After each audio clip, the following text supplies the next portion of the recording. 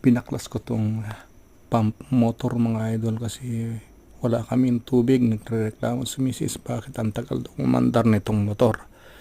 And then binaklas ko na rin para makita natin kung marumi na rin yung impeller niya.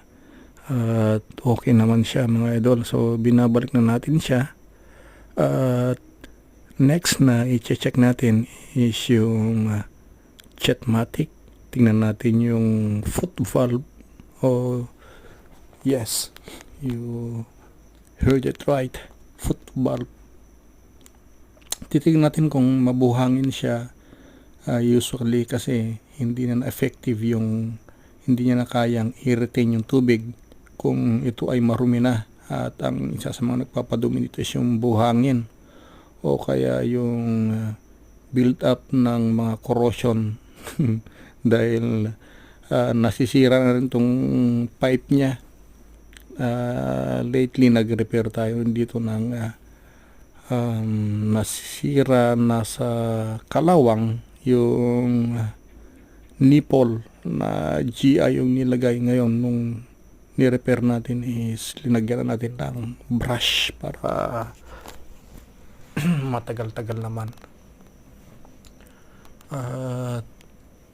Ito mga idol, binabalik na natin siya. And then pinatakbo ko rin ito ng walang load.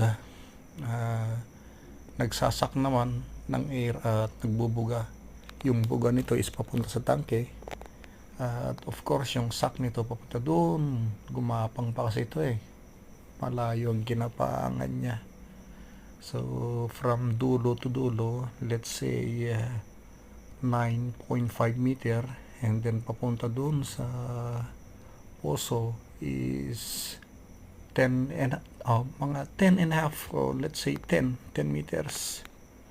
So yun yung ginapaangan ng ating tubo papunta dito sa ating tangke. Kanto-kanto siya mga idol. Tignan nyo na lang kung may mga makuha kayong tips kung paano buuin yung disassemble niya, kasi hindi ko na video mga idol kasi umaambon dito. Mababasa yung ating capturing device na yung cellphone.